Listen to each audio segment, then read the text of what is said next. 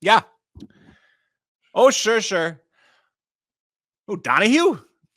Washed up. No. He'll never eat lunch in this town again.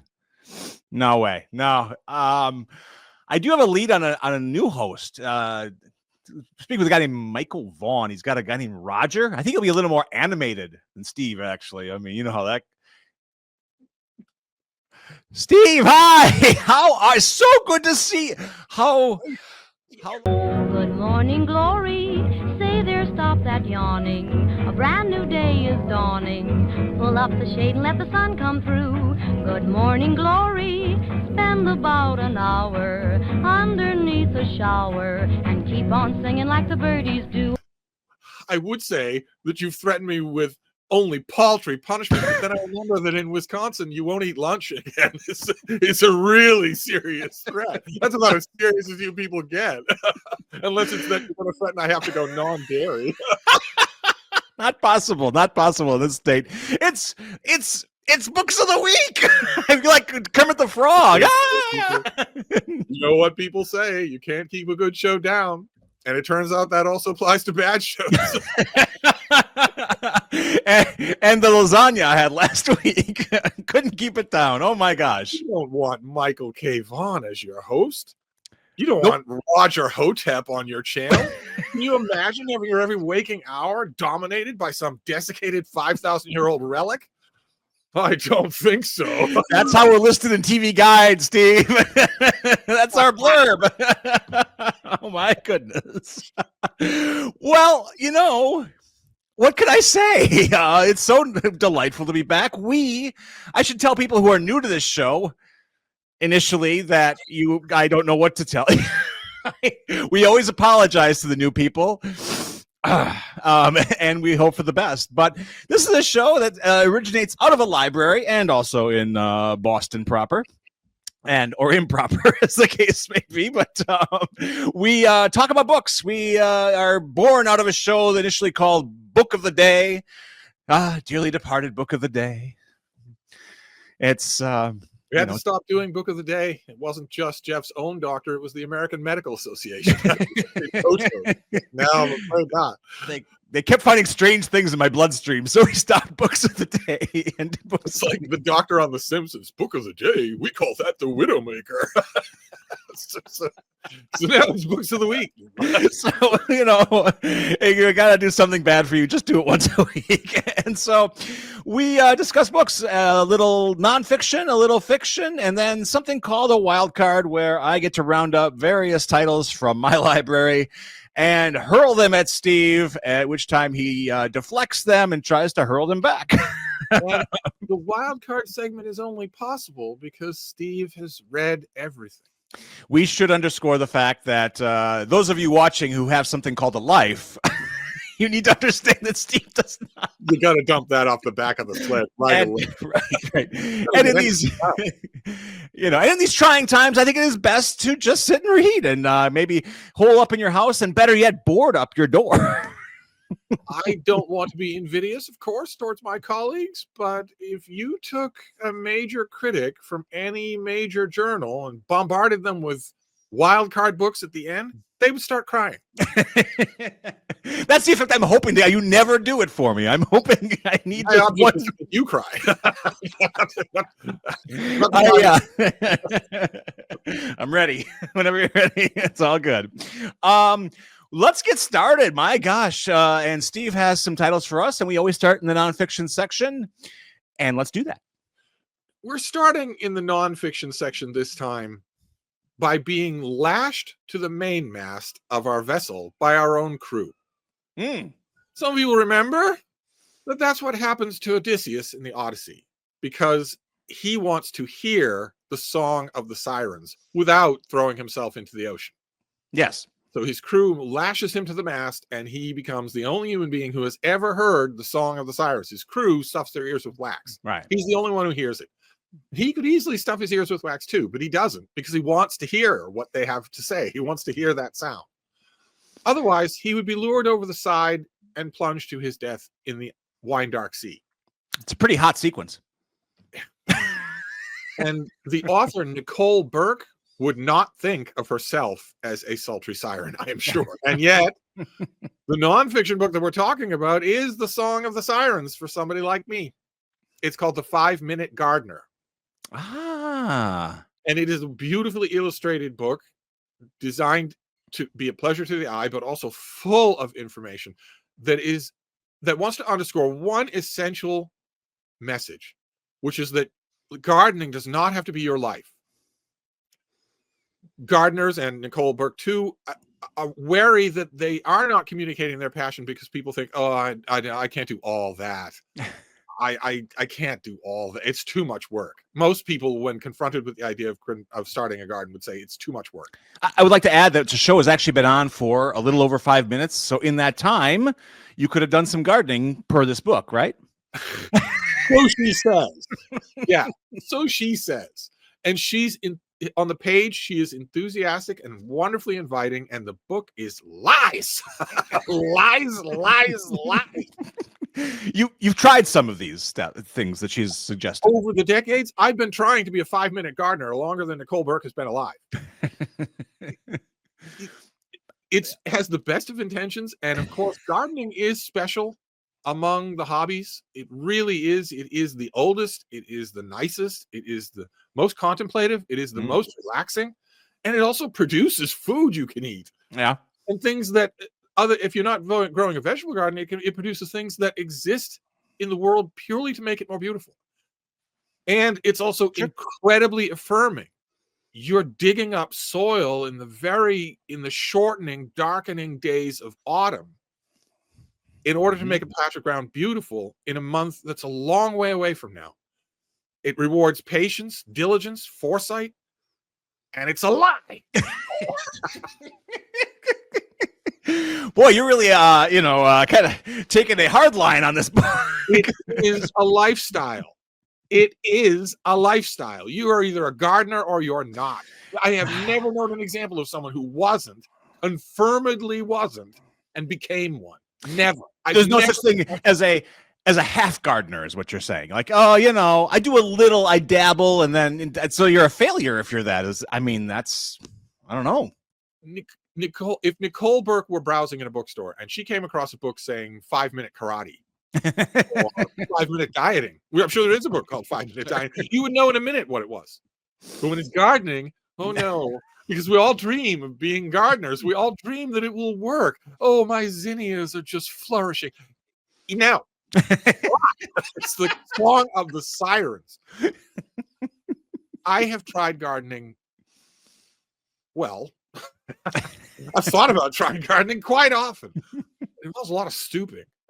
And also, I might add in my own defense that most of the attempts that I've made to garden in the past were made in the presence of at least 6, but sometimes 10 unruly beagles. And that doesn't... They like to dig. They really like to dig. And you know what they like to do even more than digging? Digging after something you've buried. They love that so much. Oh my God. What's that? I think he buried 8 seeds. Hey guys, have we got all 8? Oh dear. That being said, they could micturate upon that which you worked on.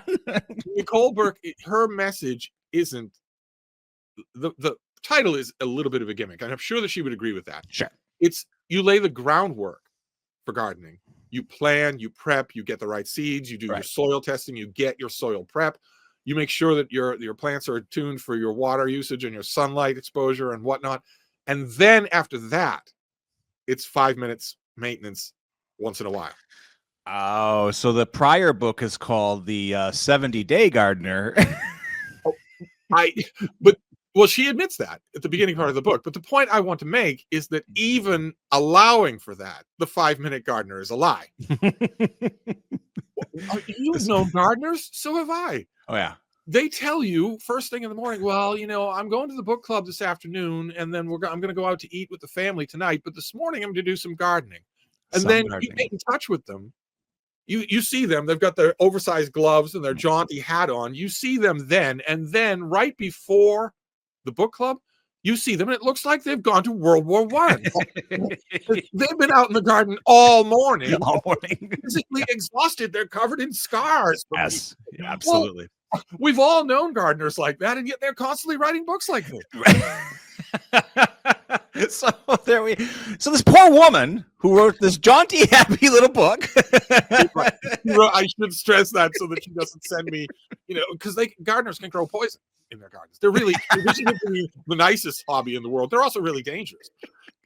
I can't wait to see your next package opening video, and you have hemlock in there or something. That should be interesting. And also, how many murder mysteries have I read where it's the gardening spade right there in the chest? I should stress, The 5-Minute Gardener is a wonderful book. Wonderful and friendly. It's chatty. So if you are already a gardener, you should probably get it. You probably get some good ideas, some good tips. Did you ever maybe consider that the problem isn't Meg? Her name is Meg, right? Meg or her book. Maybe the problem is you. Just a thought. Somebody's clearly out of practice with this show. I did some calisthenics the afternoon, but clearly not enough. So fine by me if you do calisthenics, but let's not have your self-esteem do any calisthenics. Right? I can't lift that. And I repeat, nothing wrong with me.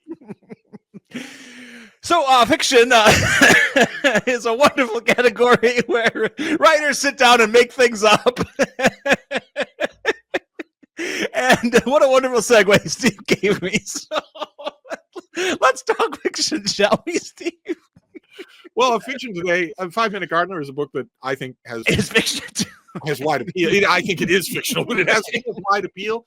But it's not going to be known to anybody except in maybe the gardening world. Whereas our fiction pick is definitely going to be known because it's Scott Turow.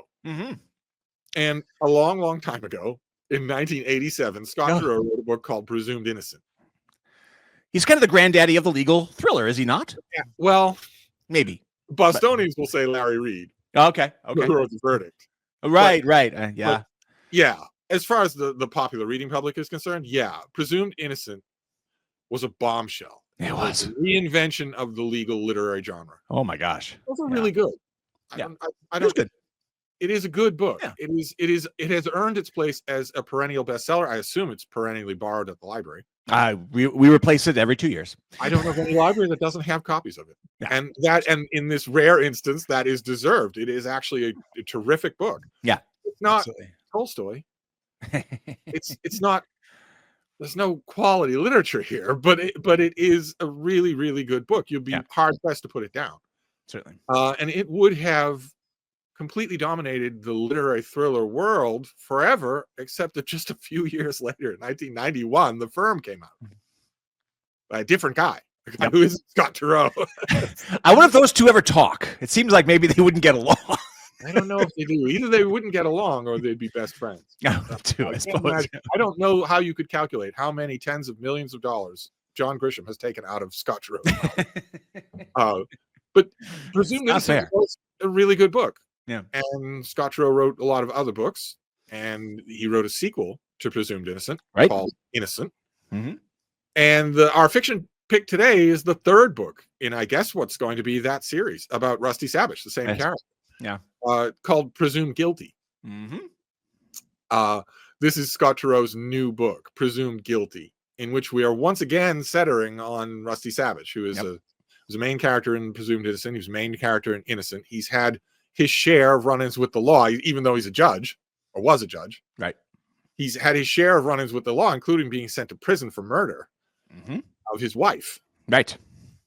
And in Presumed Guilty, all of that's beyond him. It's all in the past. He's a free man. He is lining up another wife who clearly has not done a background check. It's so easy nowadays. Word to our audience: don't ever marry the main character in a novel. It's always a bad idea. You are going to get fridged. Eventually, you are going to get fridged. But it's better than marrying hosts of Books of the Week. Yeah, I don't think there's much danger of that. Okay. No rings, guys. Come on. No.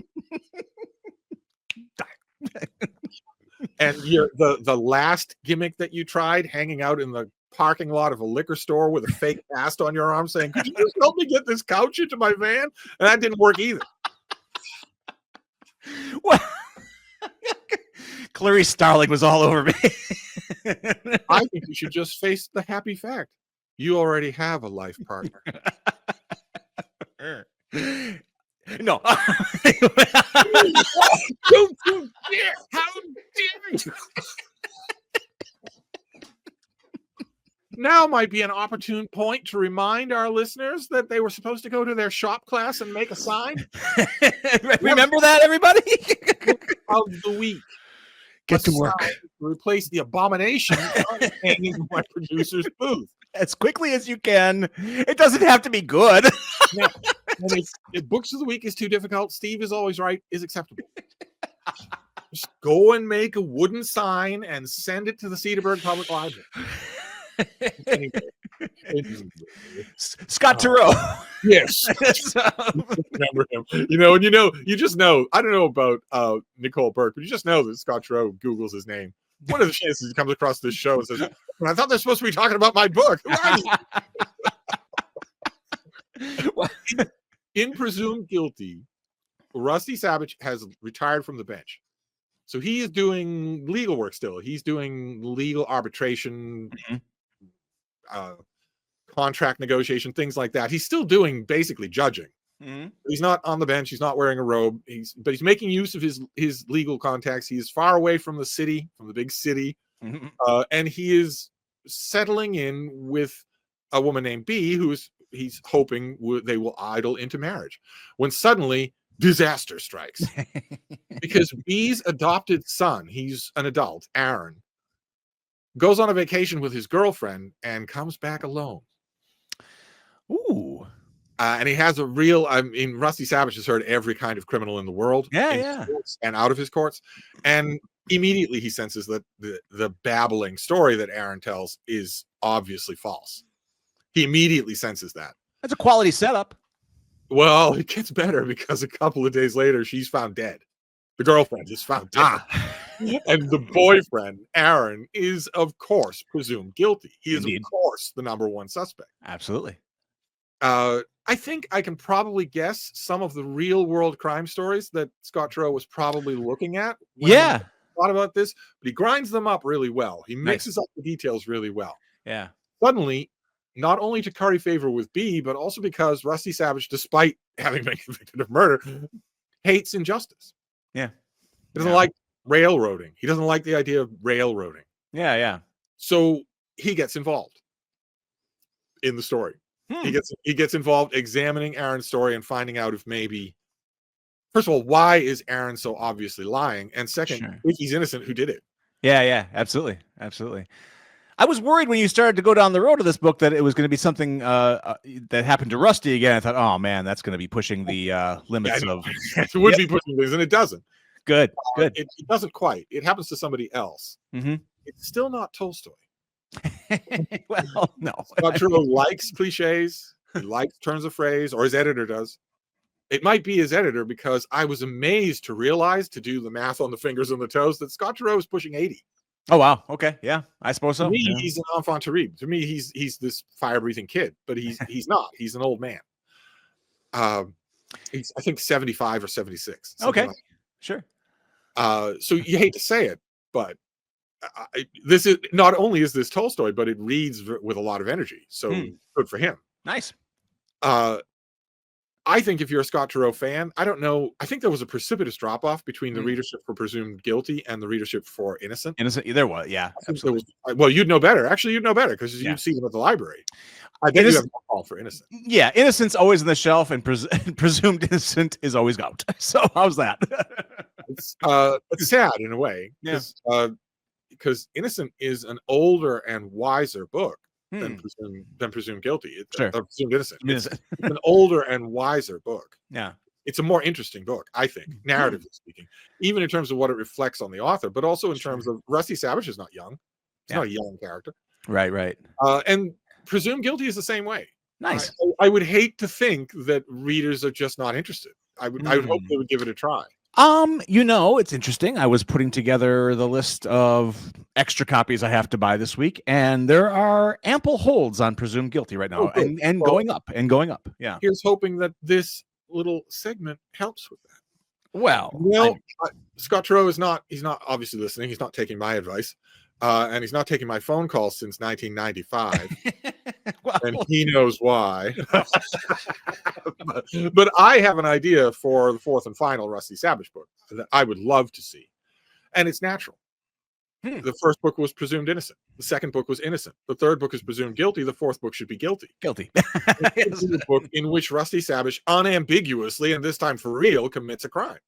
Ooh, that's just face it head on. Don't make it a feel-good, Hollywood screenplay. Just face it head on. You're in good shape right now, because if he does everything that you just said, which he very well could, you may have something there legally. It is committed to the CPL radio stream. I think that would be a wonderful book. I think it'd be a capstone. I would say a nice little, box set. Narrative of if I were dictating his work and career, I would say write guilty next. Put Rusty Sabbath in jail for the rest of his life. Yeah. Whether he stays a good man or not is up to you. You have the ability to write a nuanced book. You could make him stay a good man, but no, none of this set up by another lawyer or anything like that. He's actually guilty. That should be your next book, and your last book should be a nonfiction, a memoir about being a best-selling legal thriller. Oh, book 5 in this beautiful Christmas box set that you're putting together. And retire. It's over. Yeah, exactly. Boy, but that was good. I recommend Presumed Guilty. Definitely. Man, as I said in Swingers, that's money, Steve. So there we are. I missed the Steve scowl. I have been dry on the Steve scowl for so long, people. You told your mother that you're watching movies like Swingers? Mom, Steve invited me over and he made me watch Swingers. I come home to visit my son and finding him treating his body like an amusement park. Well, I have no response to that. How can I respond to any of that? Without any halt at all, we have once again started telling jokes that 2 of our listeners are going to get. I was lamenting I didn't have any of my wonderful graphics, but I saved this one just for this occasion, Steve. All right, I'm ready for the worst you can throw at me. Mabel's back. All right, here we go. Another nice segue. You may. How many of our viewers are saying that same thing? Looking on this video, saying, "All right, I'm ready for the worst you could throw at me," but they've forgotten how bad we can be. Don't tempt us, because we will. Nice that you're talking about writing and writing guilty and Scott Turow's career. I grabbed off our nonfiction shelf. It's a cute cover, and it's called The Happy Writer. And it's actually, for a writing guide, it's pretty, it's big. You don't see them usually like this. And it's write more words, find more joy from first draft to publication and beyond. Now, I like my writers to be miserable wretches, so I'm not sure I like the, really, really good. Nice, great. And the whole ethos behind it is the whole stereotype about the miserable writer. Right. And it's about time. It's good that stupid stereotype is punctured as often as possible, since it's so dumb. It's so self-serving. Yeah. So David Foster Wallace probably wouldn't have bought this book. You writers out there, or you wannabe writers, get this book out of the library. Because there's one thing, the doom and gloom tortured writers aren't going to admit it, but all the other writers, all the real writers, are going to tell you the same thing that I will tell you, which is that once you're done with the pushing the cart uphill work of getting your ducks in a row, learning how to write the language, learning how to manipulate verb tenses, learning how to make time in the day to do it. Sure. Once you've done that brush clearing, which I admit is miserable. Right.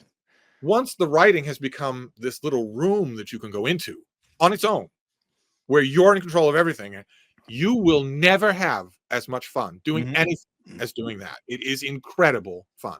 Progress, not perfection. I love that. That's my life. So your first wild card is a recommend, an unabashed recommend. Well, let's see if I can ruin everything here. Actually, I think I can. I know how you feel about this current crop of DC material. I have two Superman comic trade pay things here, two Action Comics and Superman House of Brainiac.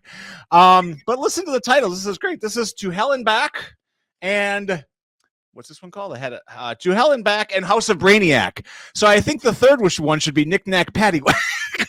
What is DC doing, Steve? Are these any good? Is it worth? Is it all dreck? Is it? What is this? It's lazy artwork. Yeah. And it's pretty grim for Superman. I noticed one of them was really grim. I thought, I'm interested in a grim Superman. No. I mean, look at that cover. He doesn't seem like he read The Happy Writer. The current crop of writers and artists at Marvel Comics and DC Comics are contractually obligated, in addition to being philosophically oriented, to deconstruct superheroes. Well, that's no fun. And none more than Superman. He's their number one target. They hate him most of all. Yeah. Because of all the usual reasons, all the reasons that you would expect. Sure. And it's very frustrating to them because when they presented their plan of attack to the powers that be at DC Comics, the powers that be at DC Comics said, shut up. Don't touch Superman. Don't touch Batman. Yeah. You can't touch either one of them. You can't do any of this crap with either one of them. So don't. Yeah. Keep pushing it and you're fired.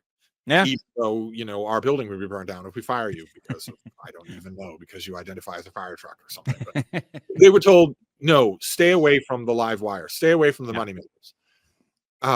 And they largely did, to the extent that they could. I mean, they couldn't do anything with Batman, so they made Robin gay. They couldn't do anything with Superman, so they gave Superman a teenage son and made him gay. But they can't do anything with Batman and Superman themselves, except tonally. And that's what these things are.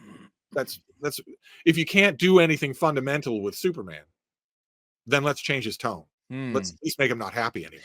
And this is going to be the year of Superman because there's that big movie coming out, and I saw the trailer and it didn't look terribly grim. And James Gunn, James Gunn, the director, has said that he wants to go away from that. That he wants to go away from a grim Superman into something bright and sunny. Notice all the sunlight. Yes, yeah, exactly. There's no sunlight at all. Yeah. In the last 2 or 3 Superman movies. No.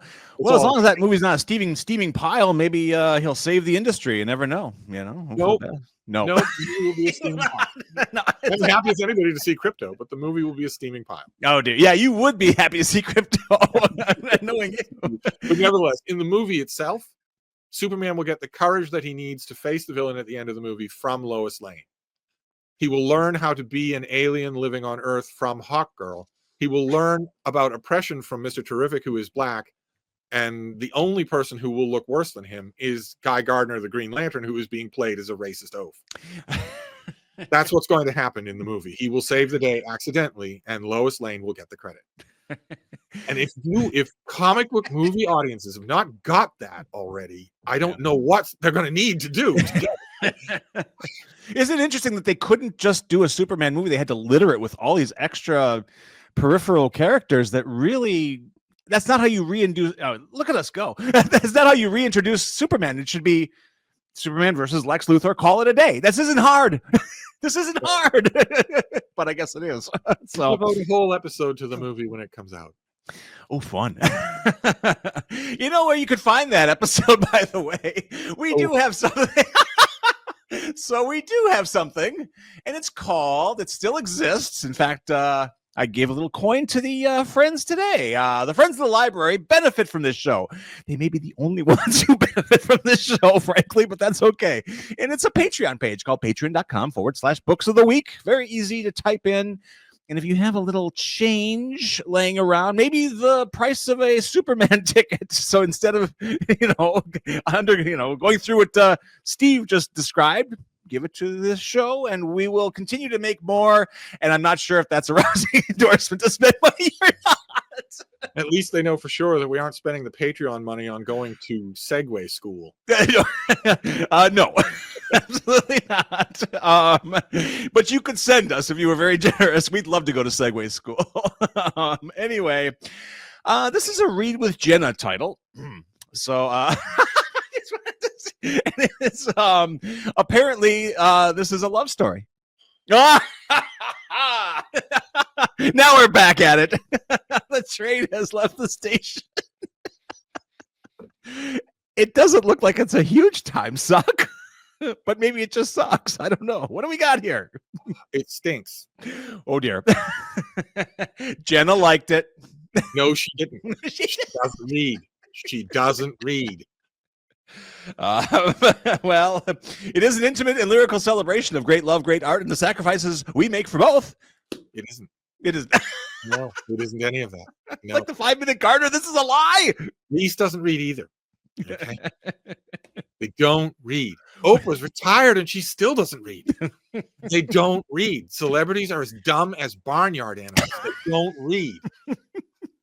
And you're not being a celebrity to join their little club. That's what it is, isn't it? I'm Jenna. I'm just like Jenna. So yeah. Stupid, telegraphing, virtue signaling, shrill, audience hating, you name it.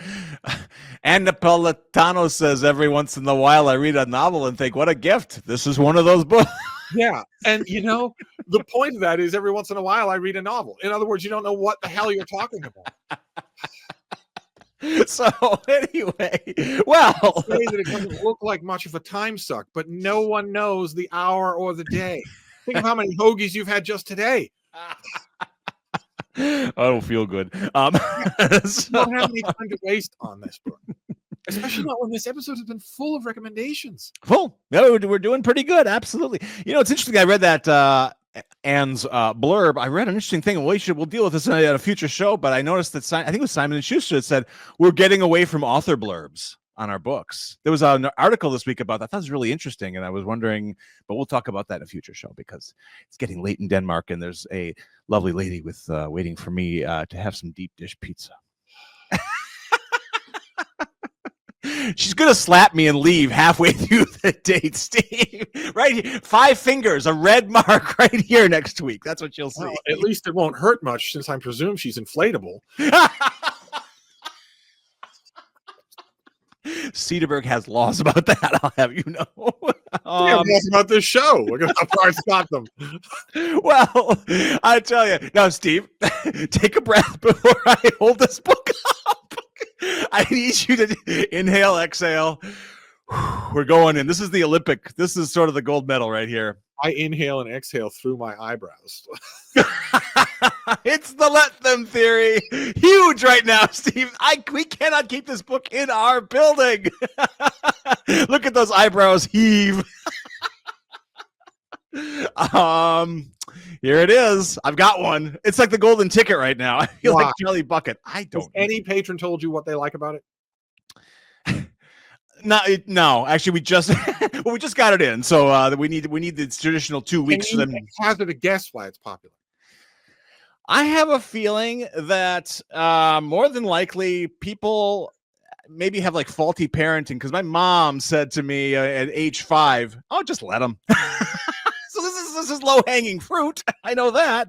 If Mrs. Messerman knows to tell little Jeffrey to just let them when they stand on his head and take his lunch money, I will see what Mel has to say. What's going on here, Steve? This is a phenom. It stinks. Well, Mel's making the rounds. Yeah, it stinks really bad. The last thing on earth that millennials and the people right at the young end of millennials need is a book telling them everything's okay, you're not bad. You're a stupid, navel-gazing, self-indulgent sack of crap. That's what you are. A book telling you that there's nothing wrong with your parenting when the whole world is the way it is because of your parenting. Mel, she's a podcaster. Yeah. She's probably a fan of the TED circuit too. She doesn't have a lot of credentials. I found that interesting. No. Well, but she does have her readers, certainly some of her readers actually have a badge of merit to their name. Oh. Since 6 of their boys are now in charge of the U.S. Treasury. What a great job you did. Not only should your patrons not be borrowing that piece of crap, but you should burn it on the front lawn. Burn it. That's the fast track to unemployment, and I don't want to do that for Mel. So, the let them theory. It's if here. you are a millennial, you are the reason the world is the way it is.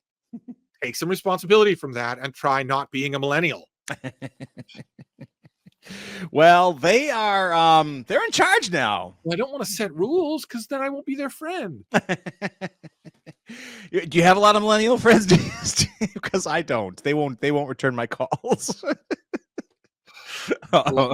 Enemies. Let's see if I can save the show. And Tyler has a little thing called 3 Days in June. Yes, Small. It looks, yeah. It's slight. Okay. Light book. It's an older woman who's all out at 6s and 7s with her life, and her daughter's getting married, and she's not even really sure how she fits in the scheme of the wedding. She doesn't get along really with her daughter, although she hates to admit it. She doesn't understand anything about her daughter's world or her daughter's friends or anything like that. A millennial, huh? Feels like she has to go, and she's the mother of the bride and all that. Right. Happens to me to kind of at 6s and 7s doesn't quite know what he's doing with his life. Older man. I'll bet you'll never guess what happens. I've seen yes, I've seen about Schmidt. So I don't know if that's the sort of thing, but interesting. Well, and Ann Tyler is slight and feel good. I was gonna say it's slight and feel good. She puts good. I think I would say that means go for it, but no one knows the hour or the day. Why, even at a wonderful library where the book doesn't cost you anything, why would you waste your reading time on something that's basically a pair of fuzzy slippers? Why would you do that? Well, Tolstoy keeps coming up in this episode. So I was wondering if it doesn't have to be Tolstoy. There's plenty of good, challenging stuff out there in the world this year. Yeah. And maybe if there's never been a time in American history when you needed your fuzzy slippers more. If you feel like that, at least Ann Tyler is intelligent. Fuzzy slippers. Yeah. Absolutely. And there isn't the word Good Morning America, Reese, or what's her name? Jenna, anywhere on this book. So that works out well. If I had time, I'd bring up this one, but we'll do that now. Where has the time gone? Deep dish pizza up the road, 2 blocks. So there we are. I don't know what to say. My heart is warmed. My left, yeah. Mine is warmed with rage. Rage. But still, it still counts as warm. It's still above room temperature. But what we really don't know what to say is to all of you. Sorry. We're back. Yeah, we're back. And we're going to come back next week and do this all over your computer or phone again. Because this mouse right here, that's all it takes. A couple of these and we're there. So get your shop and make a sign. Send it to the Cedarburg Public Library. My host is the general dog's body there. He opens the mail. He cleans the loading dock. He gets the delivery boys. He will see your sign. Books of the week or Steve is always right. Either way, I like the Steve is always right one actually, because we'll have patrons passing by going, wait a minute, who's Steve? And I can say, well, what are you doing next week around on Monday when this show drops? So that's a nice little marketing lead in. I like that. What I like to say at the end of these shows all the time is that this show is brought to you, and as you see from the scroll down there, Books of the Week for our Patreon, that those funds would go to a group called the Friends of the Cedarburg Public Library. And we adore them, and they seem to adore us. Steve, you have news. Little known story. One friend of the Cedarburg Public Library also spent time in the slammer for killing their wife. Let them. Police had it coming. Such a cute corpse. All right, everybody. Thank you, Steve. So nice to see you again. We're back. And better than that. No, I won't say that. See you next week, everybody. Bye-bye.